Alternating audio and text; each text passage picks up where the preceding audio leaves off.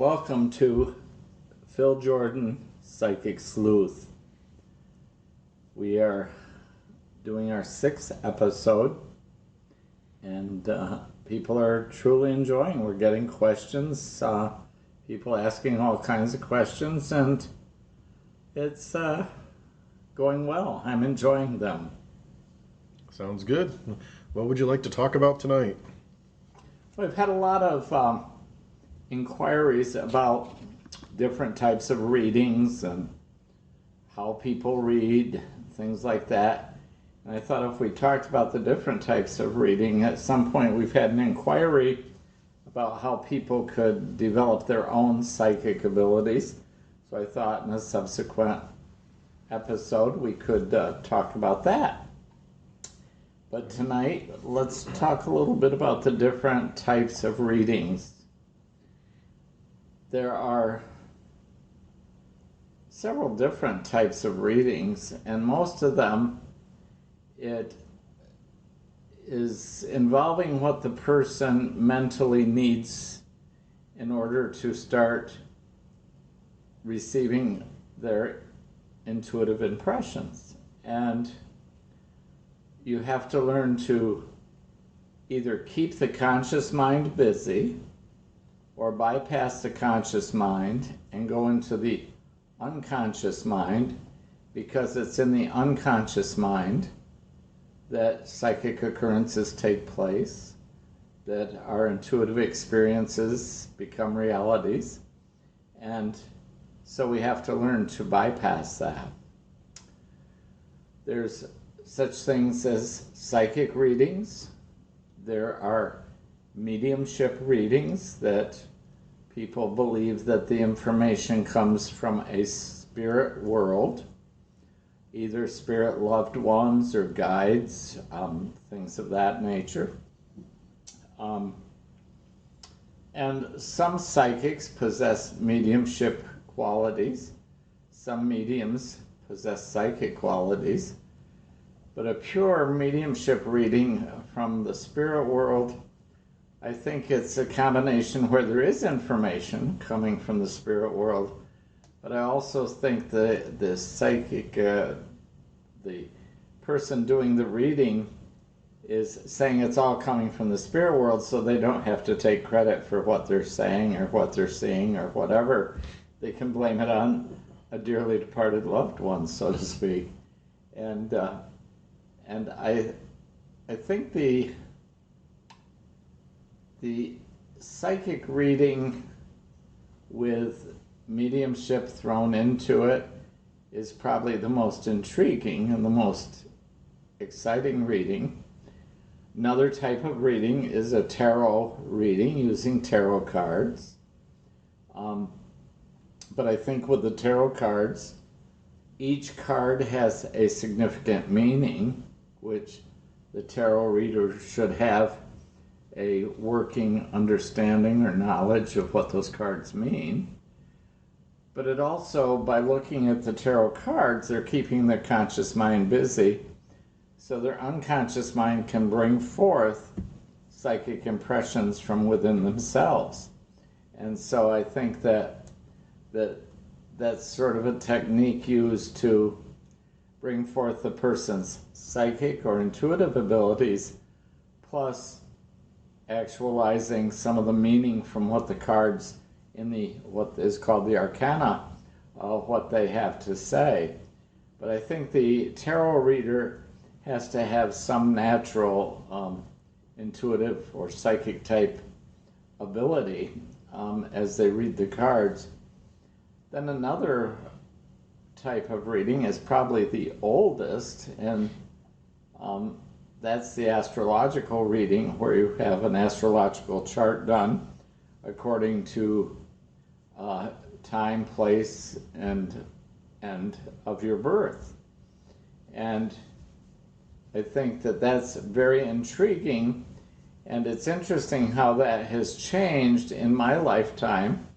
When I was younger, to get a in-depth astrological reading, you'd have to go to an astrologer who would delve into books and information and knowledge and all kinds of things to come up with information about you according to the exact time, to the minute and date of your birth. And now, with the advent of technology, they don't have to spend that kind of time because it's all can be obtained through computer programming that has all that information stored. And an in-depth astrologer was truly a gifted person.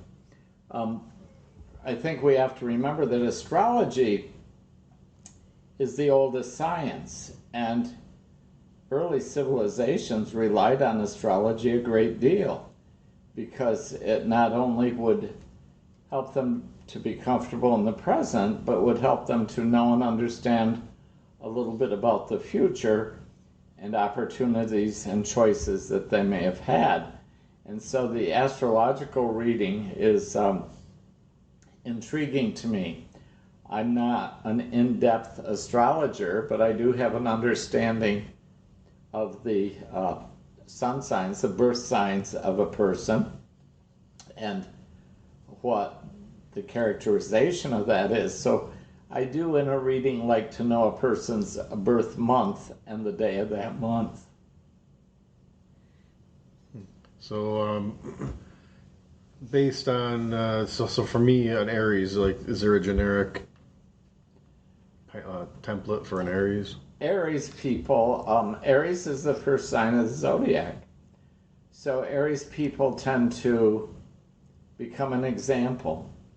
They lead the way because they're the first sign of the zodiac. They lead their own spirit through life, but they become an example for others to follow. They move fast. I always say an Aries person has fast forward. They don't have neutral. They don't have reverse.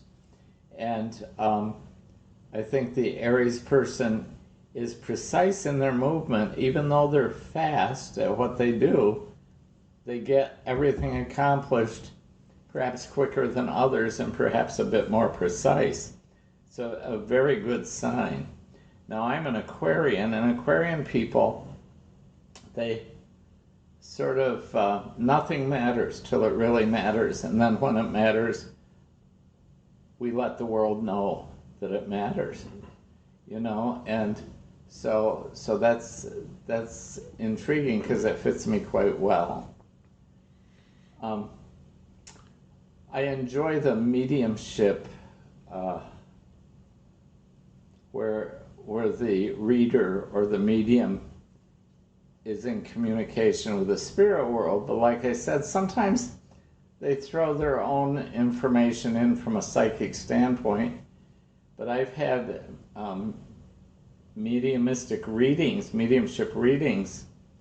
that have been so uncanny that it's unbelievable. I lived all my life near a spiritualist camp. Spiritualism was sort of founded by the Fox sisters in the mid-1800s, and they would have seances and supposedly communicate, and there is some belief that they were genuine, but also that they may have resorted to some fraudulent things because they became so popular that they had to continuously put out their work. And so there are some incidences where they think they could have been fraudulent in some of the things they did, but it started a Christian movement that we believe that we live after the change called death, and we're still connected to our loved ones by love, and they're concerned for us, and they have perhaps a little bit more knowledge than we do because they've been through life, and so they can convey information to us that can be helpful. In any reading that you have, remember that your own free will and the course of life's events can alter the course of a reading. The things you are told don't necessarily aren't necessarily carved in granite. It's for you to perhaps know and understand your own spirit and the opportunities that it will have. But a lot of the readings that I had as a younger person with mediums in the spiritualist community were just absolutely uncanny. One of the most prominent readings that I had, I was about, I would say 17 years old probably, and I went to this elderly woman who was a medium at the spiritualist camp, which again is a Christian community, and their declaration of principles is amazing because it fits life so perfectly. I think one of their principles, I can't remember, I think it's the third one, but it's man makes his own happiness or unhappiness as he obeys or disobeys nature's physical and spiritual laws. And that is so profound for me, especially in my pursuit of faith, in my pursuit of life. I mean, we make our own unhappiness. If we overeat, we're going to have indigestion, and that's a physical thing that has created unhappiness. If we're jealous, an emotion that takes us to unhappiness. And so we make our own happiness or unhappiness as we obey or disobey nature's physical and spiritual laws. And so I just find that very fascinating. I went to a reading, like I said, when I was about 17, and I sat in a chair, and the woman reading me just sat across from me.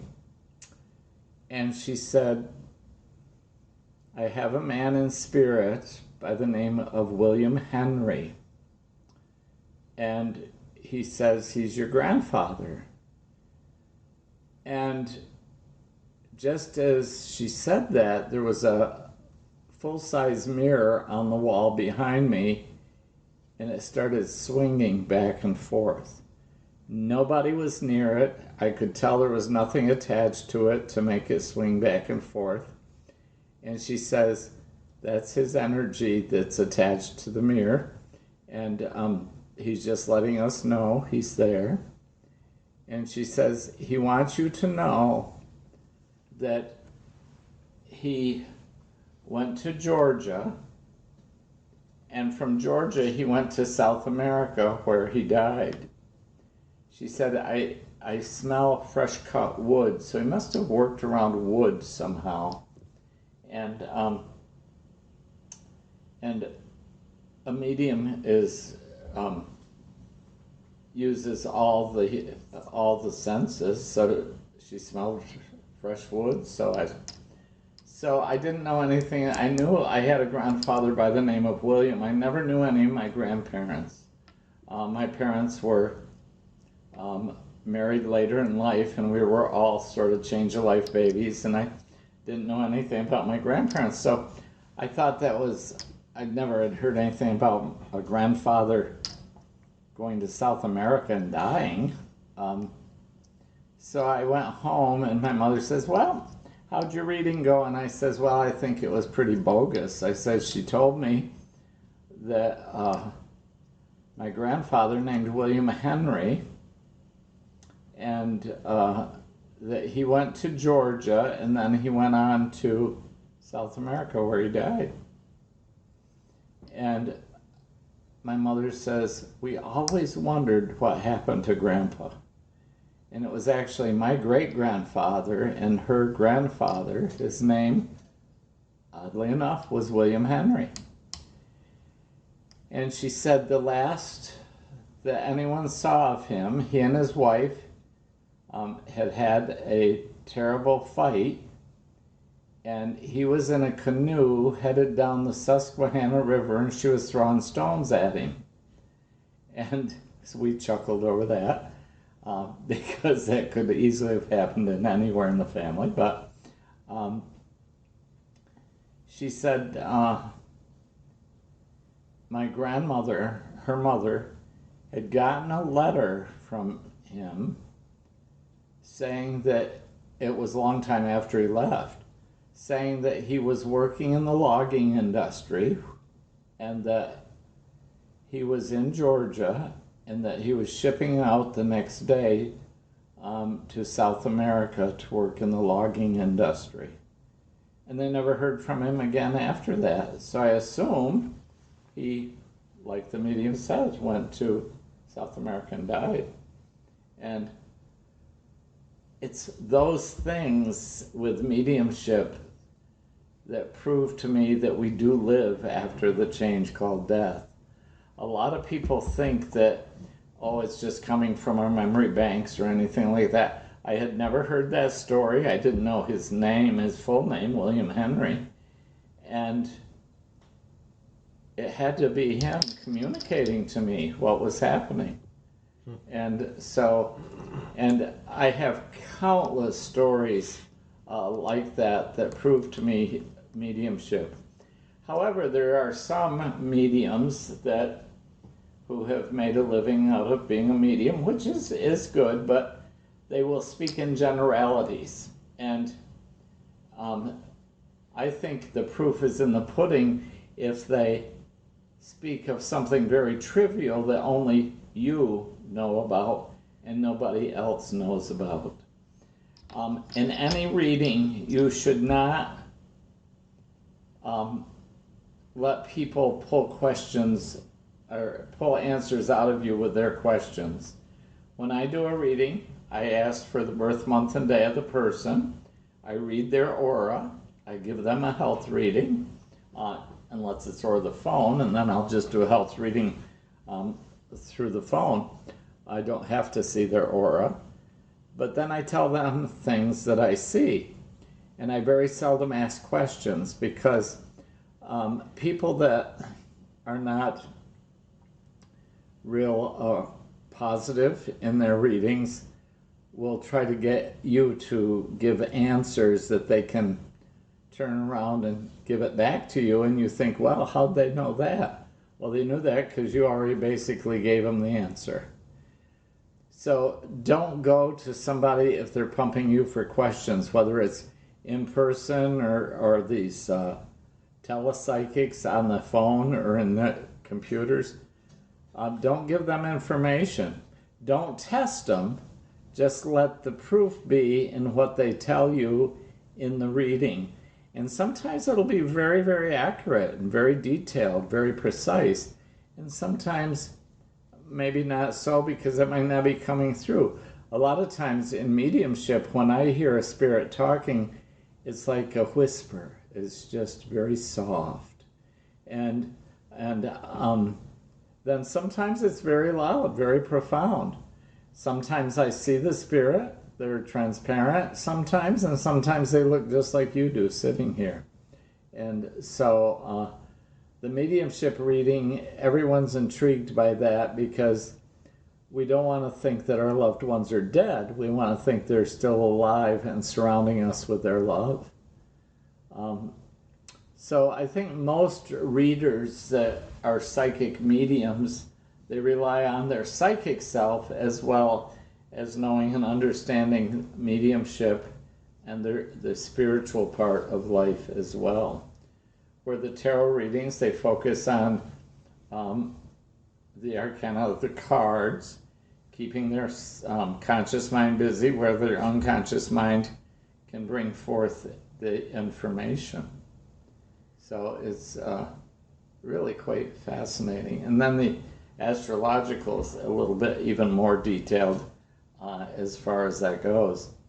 When I get to the episode where we're going to talk about how to develop your own psychic self, I think that everybody has psychic experiences. Everyone has an intuitive aspect, as I've said before.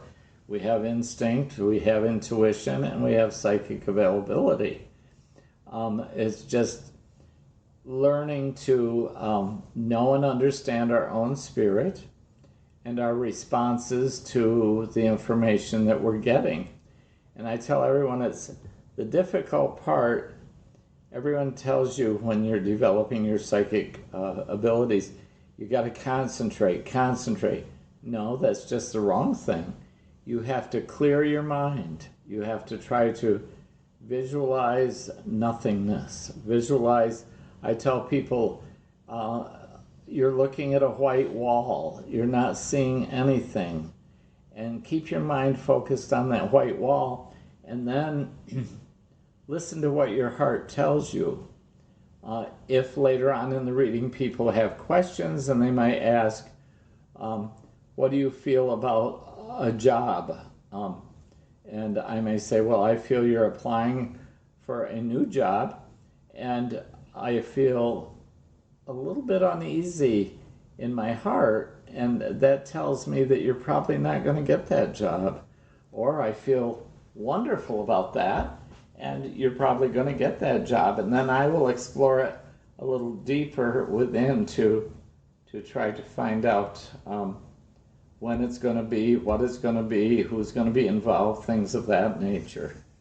So when you do a normal reading or one of your standard readings, could it be a combination of both psychic and medium, depending on if somebody comes to absolutely, you? Absolutely. But I tell people, the mediumship has to happen. I can't make that happen. I don't have a universal phone directory where it can dial up every spirit in heaven. If they have information or just want to send their love to somebody, I'll either see them or hear them or give the person I'm reading for information where they know that that person's presence is with them. So that's sort of the way that is. And you've performed like all four of those kinds, right? Well, I'm not real deep into astrology, as I said. I did years ago work a little bit with tarot cards, but I realized I didn't need that crutch, so to speak, and I could just read a person's aura, and by focusing on their aura, that's keeping my conscious mind busy, so then the unconscious mind can bring forth the information.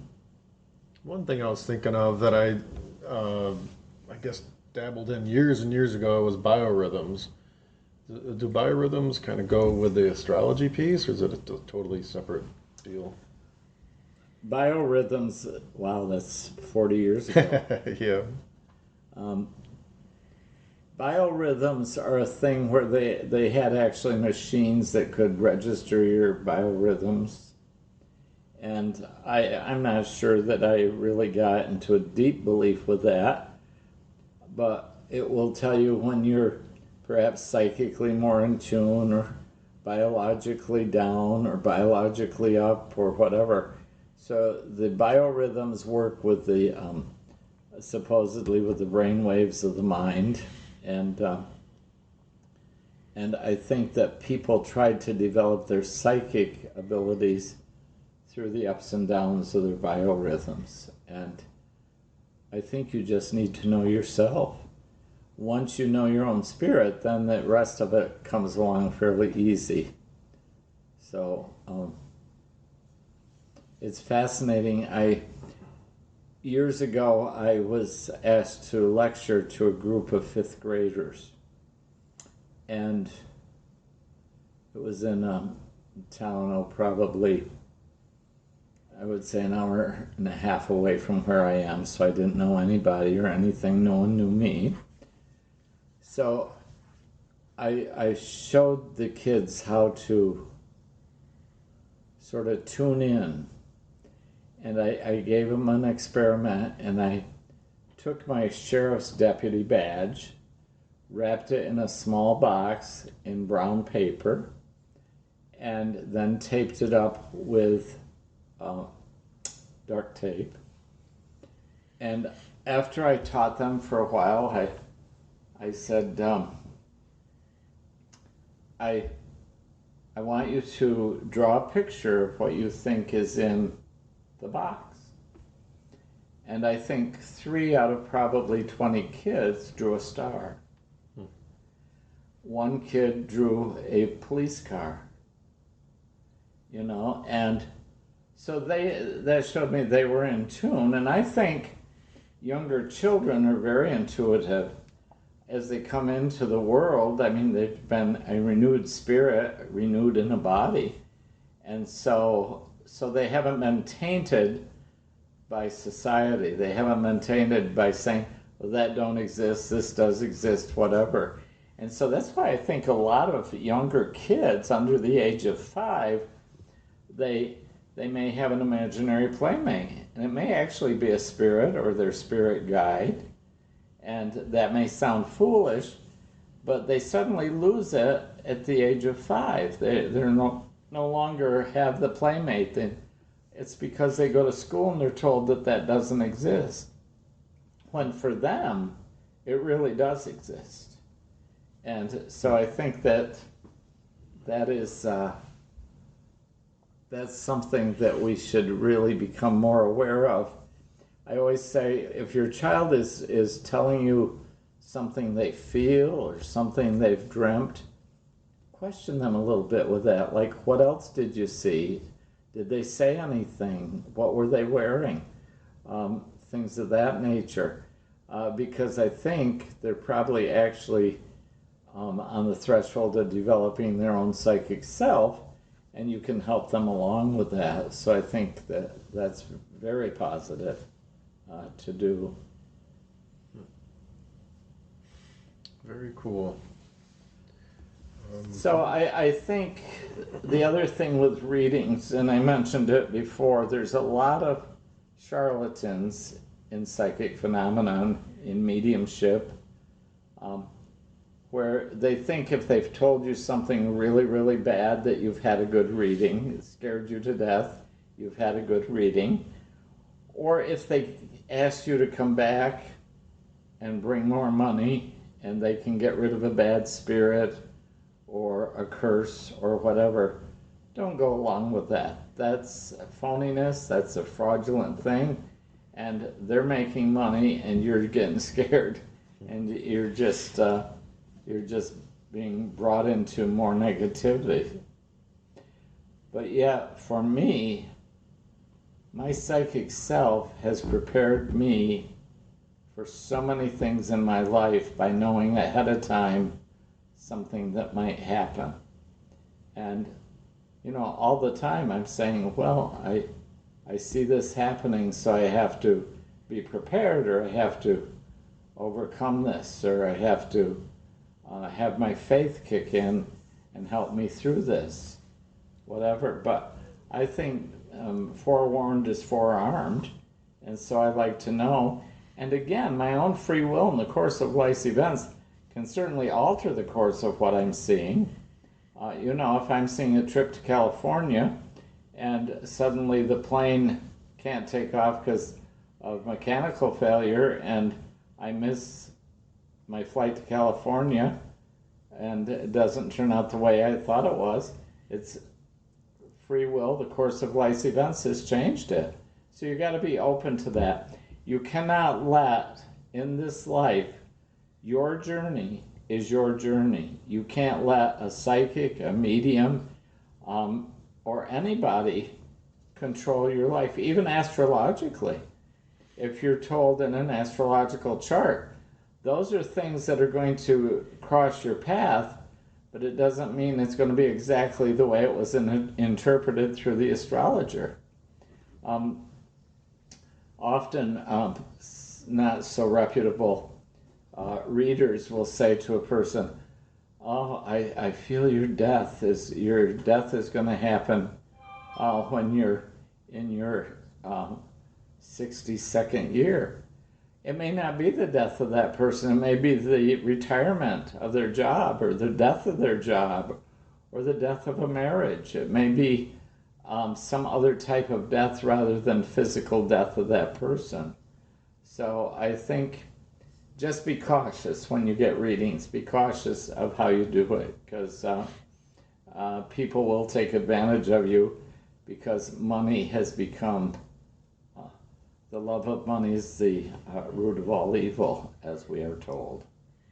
When you were talking about how psychically, what you see helps you prepare, or warnings and things like that. I was thinking about when you were had the heart issues. I don't know if you've told that before or not, but I was 52 years old. My nephew had gotten married. We were at the reception, and I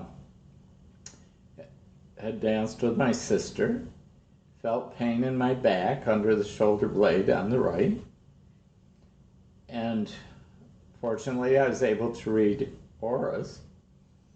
And so I danced with my sister, and then my niece wanted me to dance, and I couldn't catch my breath, and I was sweating, but I always sweat. So I went outdoors. It was late October. I went outdoors to get a breath of fresh air, and the pain didn't leave. The shortness of breath didn't leave. So I went in the bathroom, and I looked at my aura, and it was all gray and red around the heart. And I thought, oh my gosh, I'm having a heart attack. So I got my niece to, I said to her, I think I have to go to the hospital. Let's go out this side door. She says, don't you feel good? And I says, I think I'm having a heart attack. Well, we got to the hospital, and it was within an hour of the pain. And so they gave me what they call golden shot, and I didn't have any heart damage. Since that time, I've had 9 stents and triple bypass. But because I was able to know what was happening, I averted probable death, because I probably would have gone, had a shot and a beer and kept dancing. Except at that time, I had not drank for 22 years. So that was interesting. Yeah, I do listen to my psychic self. I try not to overcome it, but I don't let it rule my life either. And I don't want my readings to rule anybody else's life. You have to be objective. You have to say, well, this could happen, but it might not, or you have the ability to change it. So. All sounds very interesting, of course. Do you want to go into some of the questions that people sent in, or do you want to elaborate some more on? Yeah, let's do that. There's one here from the British Isles, I believe it is, from Homer. He's asking about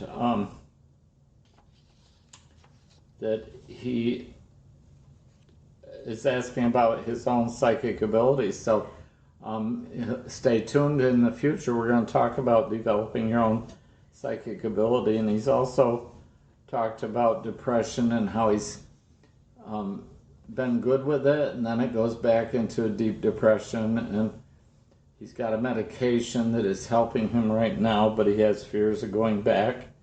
I don't see that happening for him for 2 reasons. I think he's found a medication that will keep him away from the depression, but I also think he's explored his own spirit enough that he doesn't get drawn into it psychologically, because I think the depression is a chemical, a body chemistry thing that initiates the depression. Again, I'm not a doctor, so always stay in tune with your physicians. But I really think that the medicine is helping him to not initiate that depression, and his psychological self, and knowing and understanding his own spirit, I think will keep him away from that depression. So I think I don't feel there's a negative energy or an entity or bad spirit around him or a curse placed on him. I feel as though it's something that is part of his human journey that he's overcoming through his own spiritual self with the help of medications. I think that's good. I'll keep Homer in my prayers. All right. We have another one from Barbara. She says, I have a man that I've seen 3 times. First and second time, he was next to me in bed. The third time I told him to leave. How does this man relate to me? Okay, she's talking about a spiritual entity that she senses. First of all, it's happening while she's in a sleep state. She's in bed, she's either slept or going to sleep, coming in or out of sleep. And as we travel into sleep, we go through the alpha theta phase of the mind. As we're coming out, we go through the theta alpha to beta phase of the mind.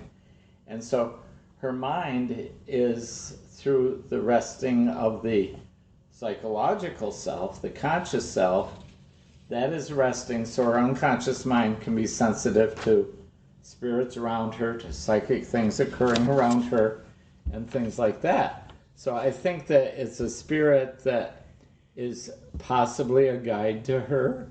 I don't think from what you've read that I don't think she's fearful of it. So it's either a spirit loved one, someone that was attached to the house or the property at one time, or a guide to her. And I almost think that it's a spirit loved one, and I think that it might be somebody 2 generations older than her, perhaps on the mother's side of the house, perhaps a maternal grandfather.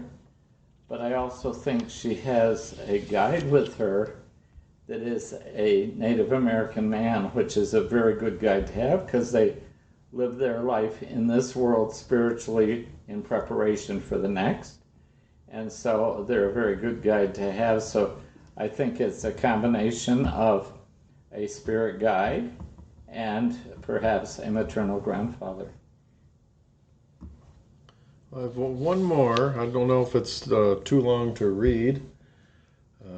Oh yes, right. This is from Victor.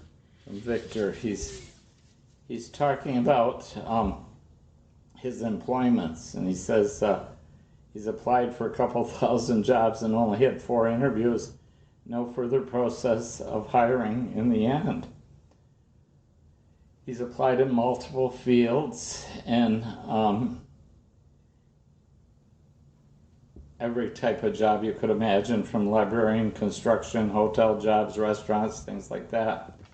This will seem odd to, I'm sure this will seem odd to Victor, but as I read that, I suddenly felt like I was at an airport. And I didn't feel a real huge airport, but I felt like it was an airport. And I felt like he may have a job opportunity that will come up in air travel somehow, probably at an airport, but it might be not on the planes. I don't see him traveling in the air, but I feel like he might have a job connected with an airport, with maybe dealing with people or in some other aspect. I don't see him being a pilot or a steward or anything like that. But I feel like that may be an opportunity that may come his way, and it would seem to be something that would be positive for him. At some point in his career path, there will be a woman who will be a superior to him, or a supervisor or boss to him, and her name will be Beverly. And I think that that will be a very positive situation. I think the next 3 or 4 months may still be a little bit frustrating, but I think he will have 3 different opportunities for employment. And the first 2, the third one I don't think will be considered. The first 2 might even offer him an opportunity there. Something seems significant around September. So hopefully he'll be gainfully employed in September and can let us know. All right, very good. Thank you. I think that's about it for this episode. Well, we've covered various topics, but I hope I've helped people to know to get a positive or helpful reading. I always tell people, don't get a reading when you're desperate. Like if you've had a break in a relationship or been fired from a job or lost a job. get a reading when it's comfortable so you can see the opportunities that may come in your life. Desperation creates issues, I think. I think of my father who always said, only panicked people drown. If you would just go with the current or go with the flow and not let something knock you out or whatever, that eventually all moving water will go to a lagoon or calm waters and you can be saved. And it's the same in life. Don't allow panic to put you in a wrong place. Be spiritual. Understand your own spirit in life, and it's just a lot easier. And that's where, for me, my faith has come in. So, very good. Well, thank you for all your time. Don't forget, if you have questions, send them to philjordanpsychic@gmail.com. And you can always go to the website, philjordan.com, for further information. philjordan.com. I do readings from all over the world by phone. I do readings at my office in Camden, New York, and I can do consultations through the mail as well, where I'll sit and do a reading on you and send it on a CD. All that information is on my website. My new book is going well, A Winter's Journey. It's a wonderful, short, spiritual novel, and that is great. And I'm enjoying life still. Yeah, very good. Well, thank you, and until next time. Yes, and hopefully in the future, I'm going to work on development of your psychic self, but I also am going to have a massage therapist in, who I think is a very gifted person, who we will talk about healing, and he'll be a part of that. And then we're going to also have a woman in that's a Reiki master. Excuse me. And she's very gifted. And I think Reiki might be a misunderstood sort of genre of the work. But I think she can certainly explain it. And we can talk about shamanism and things like that. So till the next time, thank you. May God bless. Alrighty, thank you.